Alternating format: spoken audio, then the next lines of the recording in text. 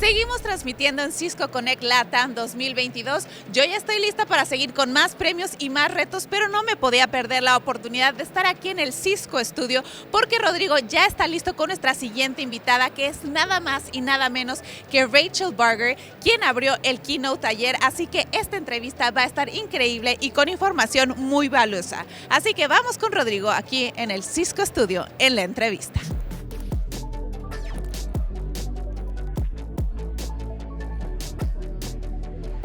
Estamos aquí con Rachel. Rachel, thank you for being here with us. Oh, thank you so much for having me. I was really happy to talk to you, to interview you, because I was expecting this time. So let me start with what's happening with you. You are in charge of all sales in Americas. Yes. So that's Canada, the US, Latin America. It's a big place. It is very diverse. Exactly, Yes. and it's about $37 billion business. That's right. So how do you manage to be everywhere, and what did you decide to be here? Absolutely. So the thing that I love about the business is that there's so many consistent themes across all of those countries that we talked about. The fact that all those countries are looking to connect, to secure, and to automate their businesses, that transcends every single country. But then there's the cultural nuance. There's the nuance of the specific condition, the nuance of industry that's very different. For example, we have so many mining and natural resources companies here in Latin America. We also do in Canada, but we don't have as many in the US. So just the nuance of how we help customers with autonomous mining operations, for example, is very different here than it is in some other areas. So it always keeps me on my toes. It always allows for creativity. And why did I make the time to come down here for a week to Latin America? This business is one of our highest growth businesses across the entire world. In FY22 for us, this business across the Americas was our highest growth business, which is showing that there is a huge demand in our customer base in Latin America to digitally transform, and that's what makes me excited. I'm looking to find customers that are looking to push the envelope, to be bold, and to digitally transform their businesses in only the way that I think Cisco can help them. Right, so there's a lot of place to grow, to be a bigger company. Yes. An opportunity of business. Yes, there most certainly is. And I think that also comes with how our portfolio at Cisco has evolved. So many out there in the world look at Cisco as one of the most trusted enterprise networking brands in the world. That's probably how you first knew Cisco, right? Exactly, yes. But we've evolved, and at Cisco we need our customers to also, and our partners, look at us in a new way. It's not just enough that we help to build the internet. Now we actually have to help customers, again, connect, secure, and automate in a new digitized world. It's not just enough to connect. If you don't connect securely, and if you don't connect leveraging concepts like machine learning and artificial intelligence to optimize and manage your networks, you're missing out on a huge opportunity to really push and transform your organization forward. And that is who Cisco is today. Right. So now, let's play that tune. Yes. Right now. Cisco has a lot of things. I mean, networking, Yes. and its security, Yes. automation. Yes. I mean, I can't even count them. Yes. So, what's the idea of Cisco on the region, and what's the future of Cisco that you are? What's the vision? Yes. So I think it all underpins thinking about a customer's journey, all the way from the edge at the very origination of where the network comes through, Right. all the way to the application. Because something we talked about in the keynote yesterday is that applications are the business. That's how you interact with a brand, whether you're an employee, whether you're a customer. And at Cisco, we're taking connectivity all the way from the edge, all the way to the application or to the IoT device, because that's where the magic happens. And in order to do that, you need to leverage the power of the network, as well as putting security across it, as well as making sure that you're managing it so the experience is optimal, no matter what application or device is connecting to it. And I really do believe that only Cisco can put those pieces together. And we like to say a little phrase, in order to connect, you need to be able to protect. And I think that is a really key thing for everyone out there to remember. Exactly. Now, let me understand. You have all this technology, you have all this research and development, all these initiatives, and how do you connect that with the business? Or how do you connect the business with that back and forth? Absolutely. So I really believe in talking about business outcomes. And we talked at the beginning that we're both storytellers, right? We love to tell stories. Exactly. What I love about talking to customers is if I'm talking to a retailer like Mercado Libre, I want to talk to them about the story of how we can help them to optimize their networking experience, to understand customer traffic, to decrease labor cost by understanding how they should employ labor across a store operation, to understand how their e-commerce solution can work more efficiently. Those are the stories that I would tell in retail about my portfolio. But if I was talking to a large oil and gas company in Argentina, for example, I would tell a different story about the same technology. We're actually helping them to get more reliable, faster, more efficient data, which is actually helping them improve asset performance, is helping them improve field operations, and actually not only saving them millions of dollars, but also allowing them to double production output, which is truly remarkable. So I think it's the same solution, but in technology, it's all about how we tell the story and connect it to the industry vertical business outcome and what that industry is trying to achieve for their employees, their shareholders, or their customers. Right. Now, another question. Why you have been a leader worldwide? I mean, Europe, US, Asia. Yes. Why did you decide to come here? Yes.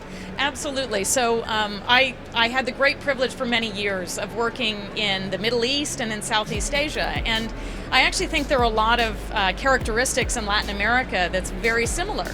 I love the boldness of the region. You know, there's such an entrepreneurial spirit, I feel like, in Latin America to try new things and to push the envelope. And I also sometimes look at some of the organizations as a bit of a more blank canvas to work with. Maybe they haven't started their transformation journey yet. How inspirational to be the company that can work with them, to set the foundation, to help them leapfrog the competition, and to help them really set their framework and foundation for digital transformation. And I also think one of the things we are so focused on here at Cisco is security. Yes. And a recent study by Interpol has found that Latin American organizations are actually impacted by cyber attacks at a 3 times more rate than the worldwide average. Wow. So think about that, 3 times more attacks here in Latin America. And I just see that as a really a purpose-driven opportunity for us to help those organizations with a security resiliency strategy. And honestly, there's nothing more important than helping to preserve and maintain infrastructure for critical operations, for critical businesses in a secure manner. Right.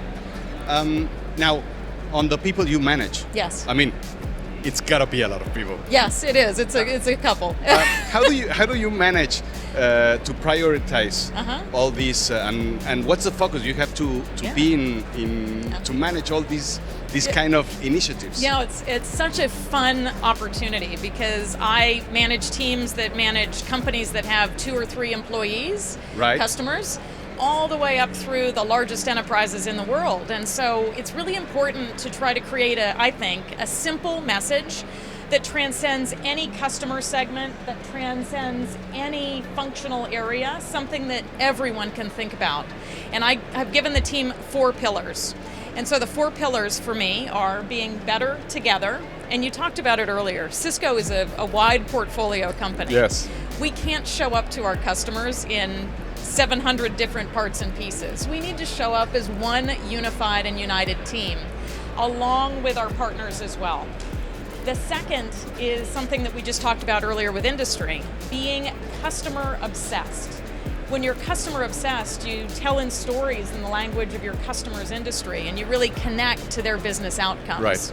The third is having a growth mindset, to not just sit back and think about the fact that we are one of the world's best enterprise networking companies, but also expand out to talk about security, to talk about application performance, to talk about all the variety of things that we can do as Cisco, and to not just sit back on the standard, but talk about innovation, talk about roadmap, talk about all of those opportunities that exist to push innovation forward for our customers.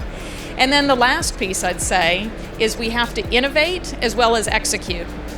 So our customers have always trusted Cisco to be able to solve their most complex problems and always be behind them and be there with them. And I always say it's not just enough to innovate and inspire during a sales process. What really matters is how you execute and deliver after you've sold a solution to a customer that they can trust, that they're going to get the business outcome and the business case return on investment that they had planned on. So those are our 4 pillars in the Americas. Hopefully they resonate. Yeah? Exactly. So about these events. Yes. What do you think of being back on these kind of events and being with people, humanizing once again technology? Absolutely. So I'm a total people person, and so yes, there is an absolute definite place for hybrid work, and it is so important to give flexibility and opportunity for everyone to work the way that makes sense for them. However, you also need to balance it with opportunities to be creative and to network, and that's I think that's why we call this Cisco Connect, is it's an opportunity for us to reconnect with our customers, with our partners, with our own team, and it really gets your creativity juices flowing because you talk about things that are not planned. You make connections that you didn't plan on, and I think it's the serendipity of life that really brings out the creativity and creates the best opportunities to really innovate and transform. Right. Two last questions. Okay. The first one, what about your keynote? Okay, so I absolutely loved the keynote. I thought it was so much fun to be able to connect with the audience. I think there were about 3,000 people out in the audience, which is absolutely fantastic. I think that if there's one takeaway that you should take from the keynote, it was about security and security resiliency. And I think there's a phrase that I like to use. There are 2 types of organizations in the world. Ones that have already been hit by a cyber attack, and ones that have been hit by a cyber attack but don't realize it, right? Exactly. Unfortunately. Yes. And I think it's a great opportunity for us to just take a step back and think about our security resiliency posture. Are we simplifying security resiliency? Are we making sure that it's simple for us to identify attacks, for us to push unified policy? Is it something that's efficient? Are we leveraging concepts like machine learning and artificial intelligence to identify attacks before the human mind can even think about it? And do we have visibility?